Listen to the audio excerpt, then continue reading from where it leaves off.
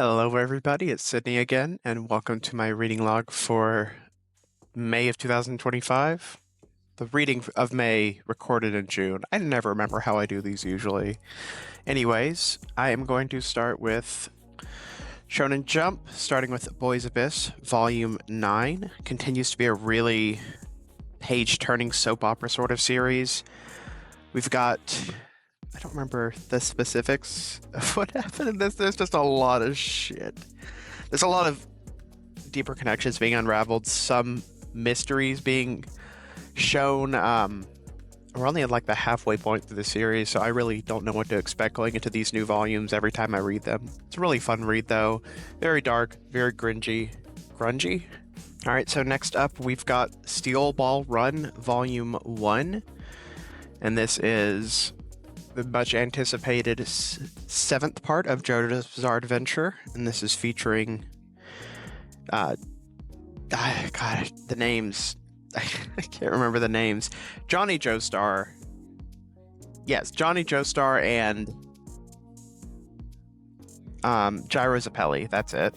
And this series specifically is about the two embarking on a continental race between I think it's the west coast to the east coast of the United States of America, and this is, I think, in the 1800s.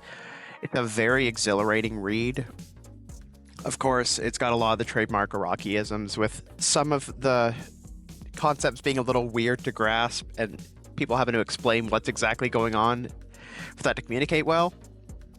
But it is a fantastic read. A lot of people consider this their favorite part of JoJo, so I would definitely recommend this. But a lot of people say you should be reading all the previous parts beforehand, so I'm not going to say something controversial and say skip the other parts if you just want to read this one. But I will, adding those previous parts are going to add a lot of context to this different time, because this is kind of disconnected from all the other JoJo parts in a reason that I won't get into specifics of, because it's going to spoil things that happen in the franchise.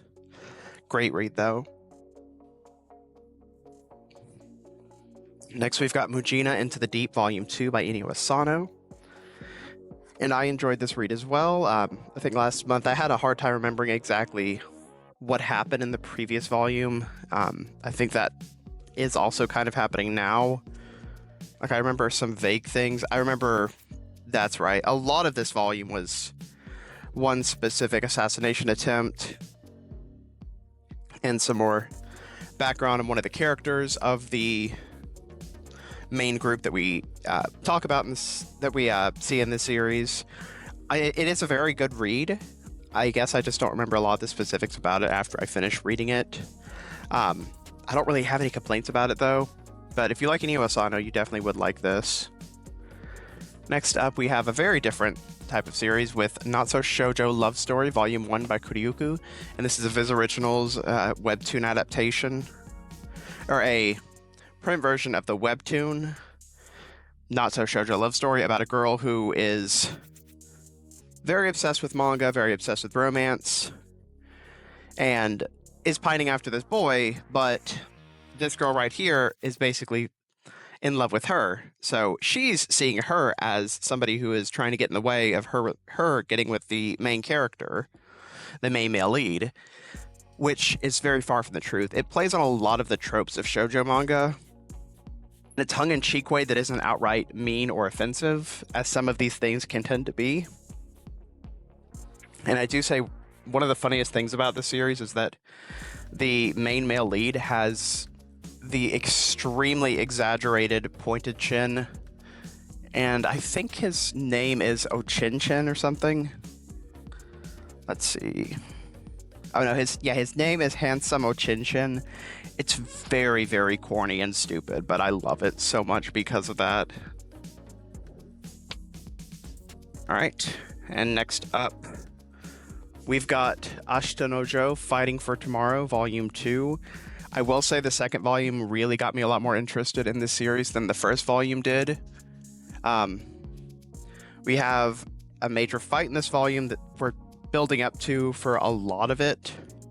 Then afterwards, we have... Actually, I think the major fight ends pretty early in this volume. No, it was a pretty significant portion of it. Yeah.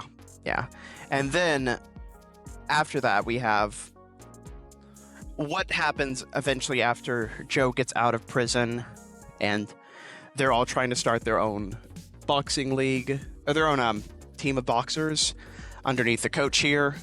But of course, they run into problems with that. But we do get to kind of see how they're trained, see how he's developing and starting to actually love boxing, which in the first volume, he was very much against all of the teachings that the guy taught him for a while.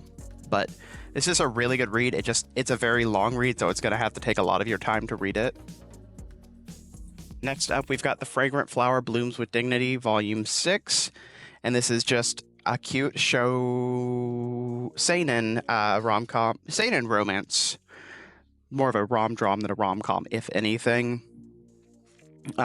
We have the beginning of the two finally realizing their feelings for each other and starting their relationship together in this volume, which is great. And it's very cute, very fun. With these romances, not too much to talk about with plot developments because it's mostly about the vibes and the feelings. Next up, we've got Medalist Volume 8. And this volume, we've got, I believe we're starting the major competition in this volume. Yes, and I think we're going to, in the next volume, finally see the main character's performance, because we just saw her rival absolutely demolish the competition. So the pressure is very much on for the main character, Inori, to really, really shine in this performance. So she's trying something she hasn't done before, and it's going to be an exciting 9th volume when it does come out. It's a pretty good series so far, especially if you like ice skating. Next up, we've got Nina the Starry Bride, Volume 9. This volume, we've got Nina trying to convince Mr. Evil Man over here to not kill everybody. And then what potentially is going to happen after that, because I don't want to spoil. I mean, obviously, he's not going to kill everybody because the series will be over at that point. But after that, they are starting to return home and are trying to get assistance from one of mysterious benefactor, and we get to see what happens from that. This is a great series. The manga is definitely a lot more quality than the anime, in my opinion, and I definitely recommend to check it out if you're into stuff like Yona of the Dawn, stuff like Alice with the Red Hair. Is that her? Gosh, I don't know if that's the name of it. It's like another 30-plus volume long shoujo, I think, action series. But this is very good, and the art's very pretty for it. Next up, we've got Father, I Don't Want This Marriage, Volume 3. This is just a fun, comical, but somewhat politically serious series. Again, we still have the main character being extremely dim in this volume when it comes to true identities of certain people and her feelings towards those people. But we seem like we're really getting progress moving on that relationships front, on figuring out what their true feelings are, and the machinations of the political drama behind the scenes. It's a great series. I would recommend it to anybody who likes villainesses or political dramas. Next up, we've got the highly anticipated for me, Wet Sand, Volume 1. This is a series about, I don't know if it's gangsters or yakuza. I guess it's Korean, so it would be the Korean equivalent of gangsters, but I don't know what that term is. But basically, a civilian getting involved in feelings for somebody in that gangster lifestyle. And in this volume, we kind of focus more on the actual male love interest, the gangster guy. And a lot of the smut scenes are between him and somebody else in his life. I'm very interested in this series, and I like it a lot so far. My only issue is I don't like the cover's texture. This specific sandpapery texture doesn't feel good on my skin. Oh, and it's by Doyak. Next, we've got Beware the Villainess, Volume 3. Now, this is a very comedic take on the villainess subgenre of romance and shoujo stories. And I guess the only issue I didn't have an issue with it at all. Yep, it was a fun read. We got some more depth on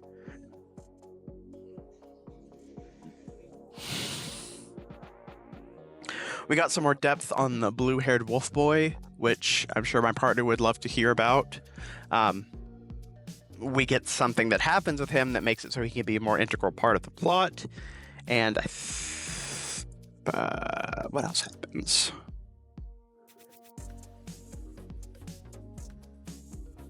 So I think she's actually trying to get more involved in protecting the main character from the absolutely terrible suitors that are trying to get to her. Kind of playing the opposite role of a villainess to the heroine, but playing the villainess hard to all the supporting cast. Then we've got Tokyo Babylon Volume 7. This is the final volume of this series. We have the entire plot resolving in this volume, so I can't really describe what happens. It's a lot. It's really interesting, but I am very annoyed that they left it on a cliffhanger and that it's going to be... we're going to see more of it in, I think, Holic is the sequel series to this. Which, if it is, I'm pretty sure Holic is on an indefinite hiatus or got canceled, so I hope we get some sort of resolution to the plot, because I really was invested in this, and the main antagonistic force is really interesting, and I love the dynamic that he has with the main antagonist, and it was a really fun series. Next, we've got, surprise, surprise, another villainess series. We've got The Villainess as a Marionette, Volume 1 by Manga, with a story by Hanadim. This is a series about a villainess who basically realizes that she's been played by her, I think it's her younger brother? Yeah, it's her younger brother, I'm pretty sure. Her entire life until he decides to just abandon her and throw her to the wolves, essentially. And then she ends up being reborn, and then having to... now she's realizing who he really is. She's going to take more agency in her life. A very typical shoujo attempt at this sort of idea where you die and then you, on your second life, you try and right all of the wrongs and you try and take the agency in your life back. This was a very interesting read. I liked it a lot, and it's got some very pretty art for a villainess series. That's always one of the things that's great about these webtoons, is a lot of the villainess ones have fantastic art.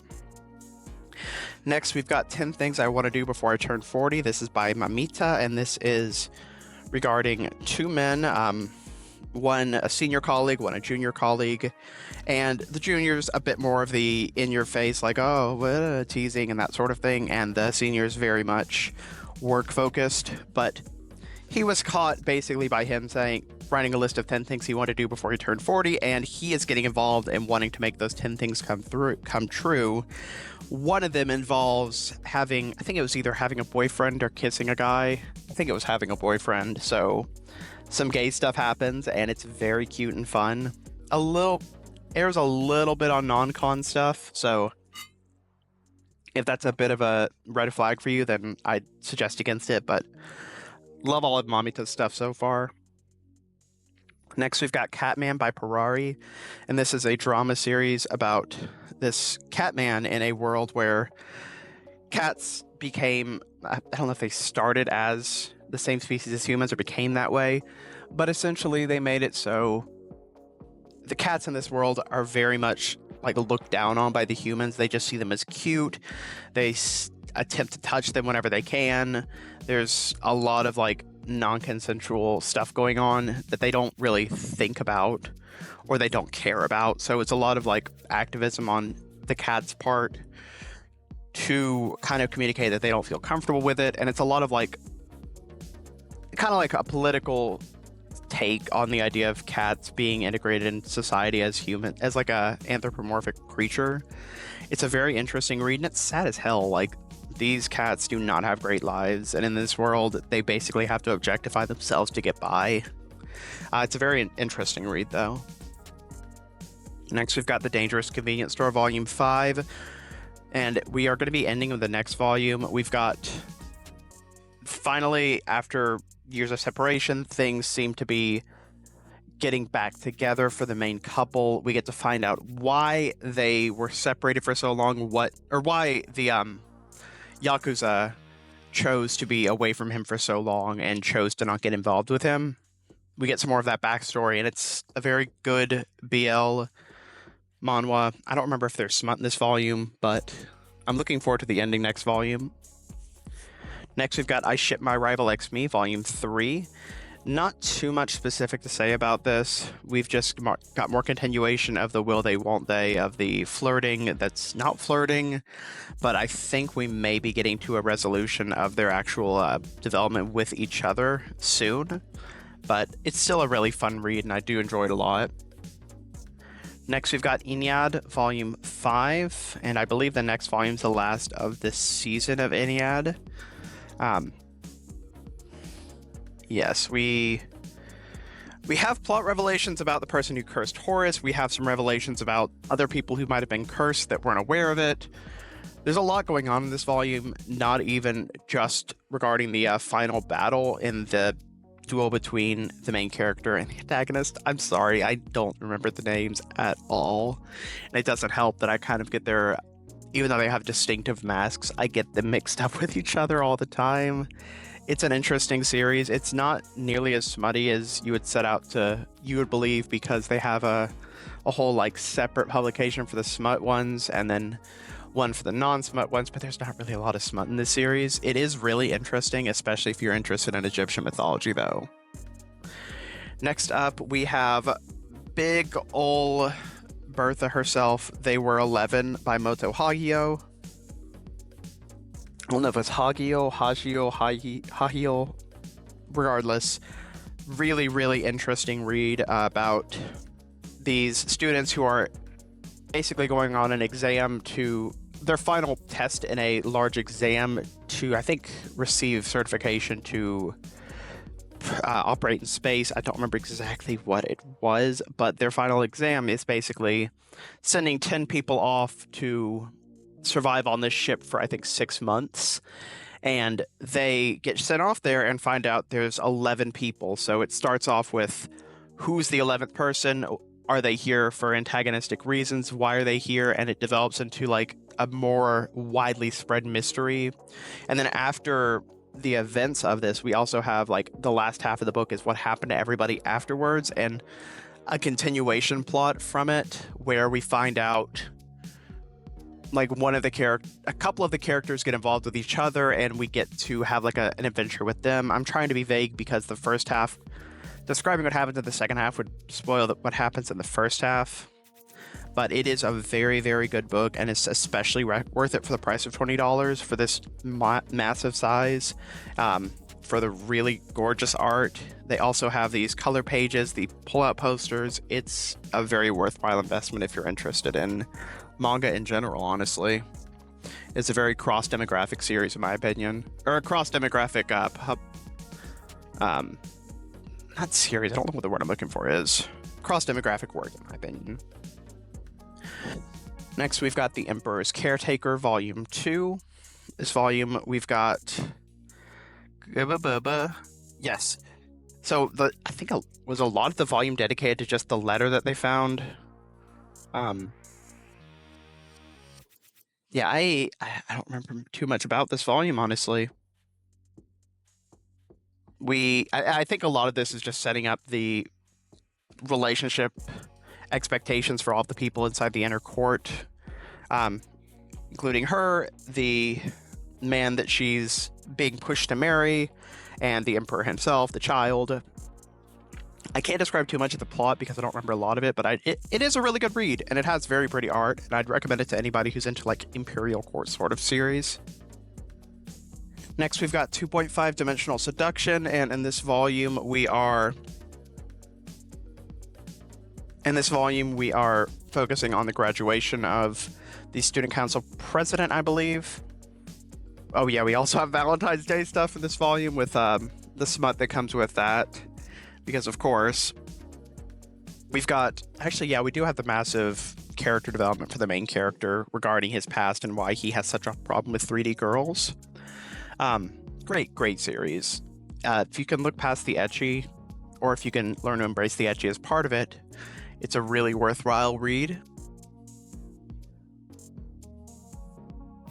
Next, we've got 100 Ghost Stories That Will Lead to My Own Death 2.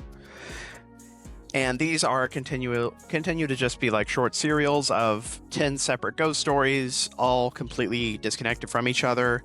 But we have some more development on the main character in this volume and why he's telling these, why we find out he felt so miserable that he wanted to commit suicide in the very first volume. We get the kind of glimpse into his home life, and it's portrayed in a really, really interesting way. We get like snippets of it between each of the stories. Very worthwhile read for horror fans, especially. If horror freaks you out, don't read this, please. Next, we've got Black Knight Parade Volume 6. I know I say this with every single volume, and I could probably quote saying this exact same thing too, is that every single volume there's just more shit that gets like shoveled up, like, what is this? What is this? What is that? Like, it's just full of mysteries and resolving some mysteries and then pulling up 20 more mysteries. It's a great series. It's a very compelling read. Then we've got The Condemned Villainess Goes Back in Time and Aims to Become the Ultimate Villain, Volume 4. We've got full resolution being reached with the villainess's main antagonist. I'm really not sure what's going to go on after this. I think we're going to have like some other subplots happening before we get into another major arc. It is a good villainess series, though. I love when the villainesses aren't just trying to redeem themselves, they're also playing into the villainess persona to get what they need in life. Then we've got Die Dark Volume 8. This volume we've got a lot of we've got actually like a lot of close calls with the characters barely surviving and learning about their own strength and how it's being challenged in this new place they're at. Without describing too much of it, we do get more of Zaho Sonko's backstory, which is always appreciated. It's a very weird backstory, but fantastic series. Again, more of a horror series, but also very comedic. Then we've got Diary of a Female Lead Shujinko Nikki, Volume 3. This volume we've got more of the relationship feelings starting to be discovered in these relationships.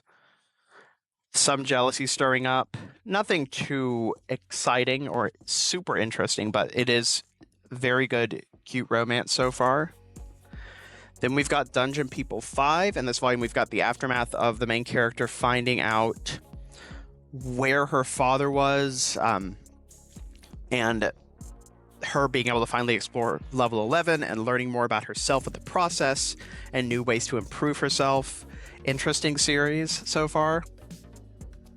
Next, we've got a one-off. This is The Metalhead Next Door, also by Mamita, and this is a one-shot about, I believe they're college. He's in college. I think they're actually both in college. Let me see if they say. He's a graduate student. Okay. Basically, he has to find somewhere cheap to live, and the place he lives in is a complete rundown crap shack with no heating, so he's freezing the entire time, and he ends up passing out outside of his door, and his neighbor, who is a metalhead, comes off very standoffish and very quiet. Not like that at all. He's taking care of him, offering a lot of things to him, and they start to develop a relationship out of that. It's very cute. My only issue with it is the same issue I have with a lot of the BL works that end up going in Sublime, is that it's a lot of good development for like the first 9/10 of the book, and then the last 1/10 is just sex. I like it better if there is sex, it's more intermingled in the plot than just thrown on at the end, or even just no sex at all would be preferred, honestly. But it's still a good work. I like that Mamita stays away from like high school and college age people, and this is the earliest I've seen her having characters, which is a graduate student and somebody who is, I believe he's working a part-time job at a convenience store. I don't remember exactly what the metalhead actually does for a living. Next, we've got Pink Heart Jam Beat Volume 1 by Shike. This is the sequel to Pink Heart Jam, and we have continuation of seeing what the relationship is now with Haiga and Kane. Seeing, I think, some jealousy developing in this volume already from the go. There's not a lot to say about it. I do enjoy Pink Heart Jam, and I'm enjoying this sequel so far, but it's going to be a very long time between releases, to my knowledge, so we'll have to see how this sequel goes. Next, we're going to get into all the Shonen Jumps. Actually, that's not as many Shonen Jumps as I thought there would be. First up, we have Volume 11 of Akane Banashi. This volume, we've got... Let's see...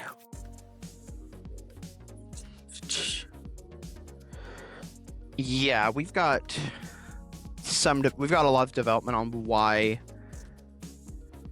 these schools are all having problems with each other, some development on the main mystery that the main character is trying to solve, which is why her father was expelled from the school. I think there's still a lot of lingering parts about that are being discovered, that are going to need to be discovered. They're kind of trying to hold off on solving the entire mystery at this point. Um,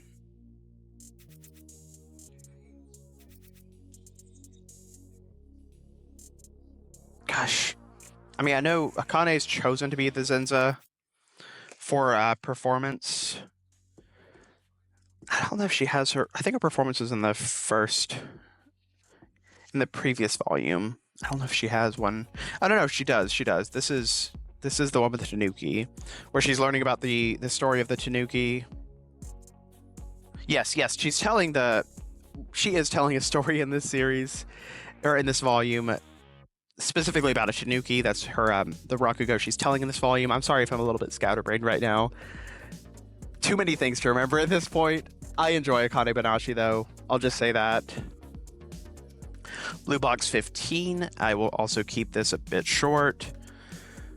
We have some drama with the final starting for basketball and for the badminton.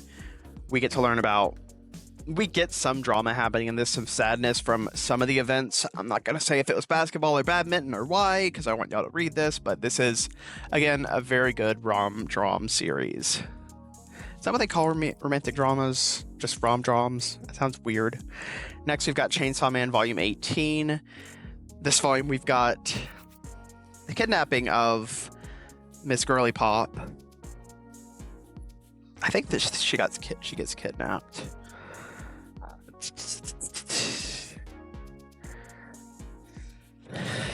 I also don't want to spoil a lot. Oh no, Chainsaw Man gets kidnapped, and basically a lot of the people are trying to work together to save him and take out old factions of the Chainsaw Man Church. It's hard to describe the plot of Chainsaw Man of what's happening right now. It is still really fun, and I do really enjoy it. And next for Shonen Jump, we've got Dark Gathering Volume 13. Let's see, in this volume... Oh yeah, this was the one where it really seemed like all hope was lost in this volume. Like, super long parts of the fight where it seemed like nothing they were doing was going to solve anything. But I don't want to say what happened after the fight or what happened with the fight, but it was a very, very long fight where things were just like nail-bitingly tense about who's going to actually win, how are they going to survive this. Very interesting, intriguing volume. Next, we've got Jujutsu Kaisen Volume 26, and we've got the conclusion of the fight between Gojo and Sukuna in this volume. The results of that fight. This entire volume is just that fight, so I can't describe it at all without spoiling what happens during or after the fight. Next up, we've got Kagurabachi Volume 3. In this volume, we're talking a lot about the... not lottery, not raffle, what is the word for it? The auction. The auction that one of his father's swords is being held at, and they're taking action to try and get the sword back from the auction. We get to learn more about how the auction's being held, the power systems in place that are making the auction possible, and their attempts to try and stop it. We're building up to something in these next couple volumes for how this auction is going to go. Very good, very interesting series. Of course, everybody's already said that about Kagurabachi.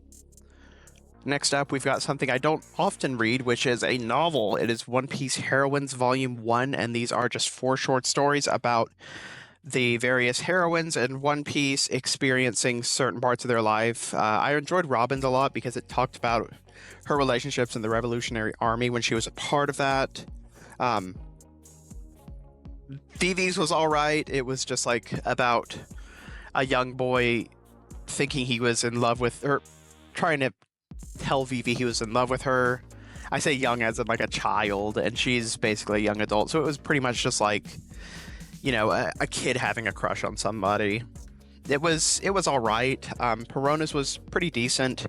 It was focusing on Zora Mihawk and her time on the island with them. I don't remember the name of the island Mihawk was living on, but it was cute. It was fine. Nami's was decent, all right. Was decent as well.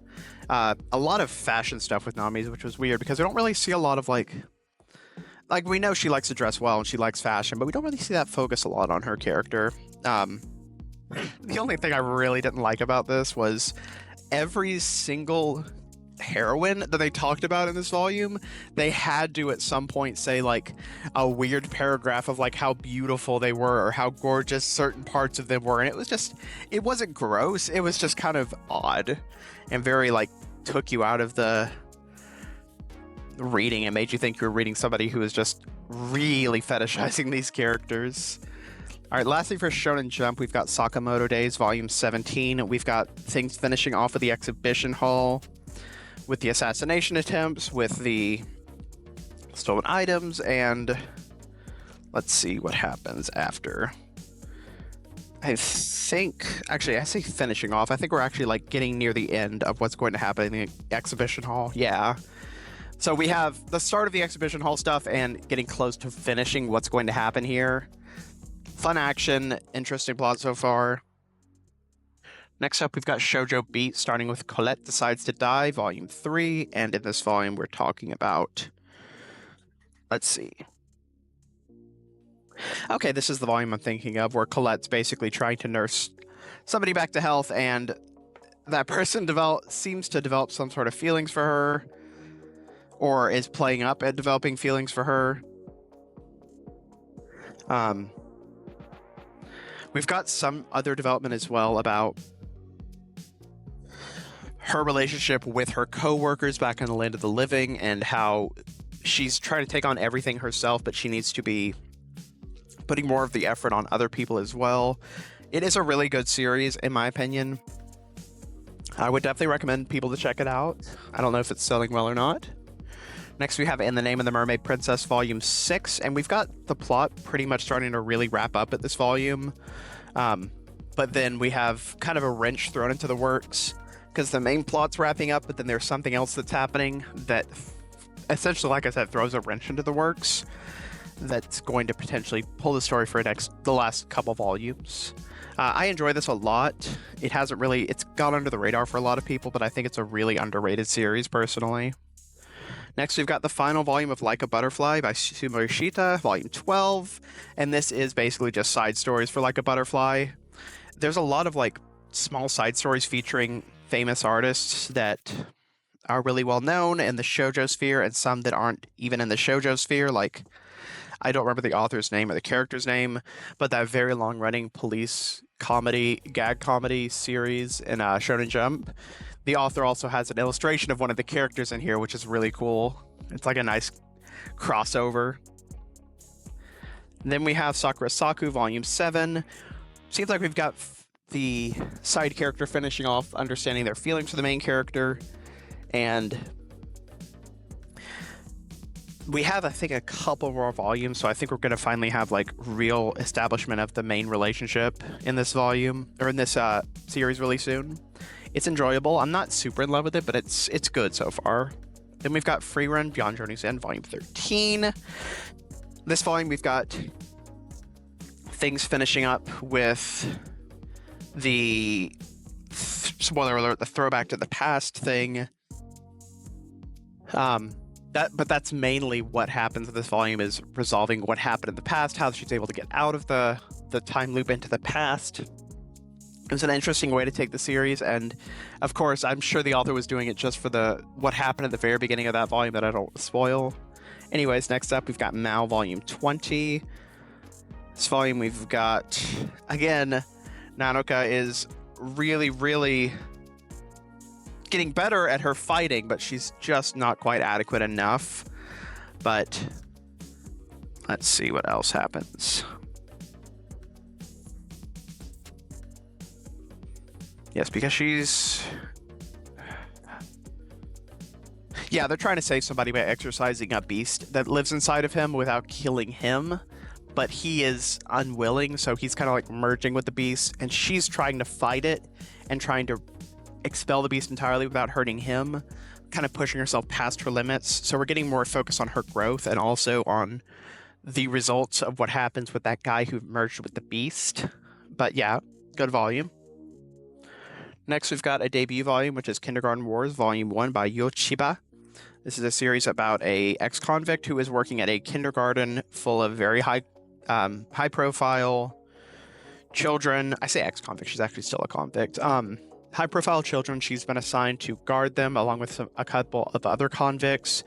And this is a condition for which they can get out of serving jail time, is by guarding these children, making sure nobody dies. And it's a lot of like assassin stuff, but then it's also mixed into the plot of her really finding a lot of these villains and bad guys that are trying to kill the children hot, and then finding one thing she doesn't like about them and immediately being like, nope, never mind, you're a terrible person, you deserve to die. It's fun, it's silly. I'm gonna give it some more time to grow on me. I wasn't like super blown away by the first volume. Next, we've got Oshinoko Volume 10. So I mentioned the last volume we kind of had the reversal of the characters. We have potentially the main plot not being fully resolved yet, which a little bit weird, but it also means Aqua's going back to how he used to be, and we get to see like his character snap completely in this volume, like switch back to what he was previously when he was still looking for his mother's killer. It's interesting. I'm not sure if this is the point where people are saying Oshinoko starts getting not good, but I will definitely stick with it and see how I feel about it.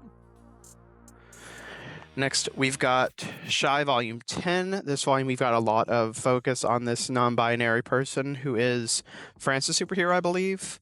Lavoie? I don't know how to pronounce that exactly. I don't remember if there was some fighting with Amarariku. Yeah, the fighting with Amarariku is at like the very end of this volume, and then we get some establishment of a different set of characters. But yeah, we get some good non-binary representation with France's superhero. I say France, it doesn't say specifically, but regardless, no, I think it does say specifically that it's France's superhero. Because they're going to a convention in France that's kind of like all about superheroes, and people are cosplaying Shy and cosplaying some of these superheroes, and it's a really fun pull away from after like the real drastic stuff that happened with the Black Sphere over that part of Japan, where it was a lot of like dynamic character development and drama. And lastly, we've got Thunder 3, Volumes 3 and 4 by Yuki Ikeda. And this is still focusing a lot on the fight with the aliens that this group is getting involved with, and these powers they're able to use for a brief amount of time. I don't remember. Let me see if I can piece together the stuff that happens in the fourth volume specifically. I think we are still just going on with this fight. Yeah, these two volumes are basically just concerning the fight in Shibuya, but we also have the main three characters finally getting somewhat involved in some parts of the plot here, because these last couple volumes were mainly this group and establishing somebody who's going to fight against the threat. But yeah, that's all the stuff that I read this month in May 2025. Of course, it's June when I'm recording this. And again, as I said last time, happy Pride. Y'all are safe here. This is a safe space for all of the LGBTQIA+ community. And I really wish y'all the best and hope everyone stays safe this month. And yeah, have a good month, everybody. I'll talk to y'all later.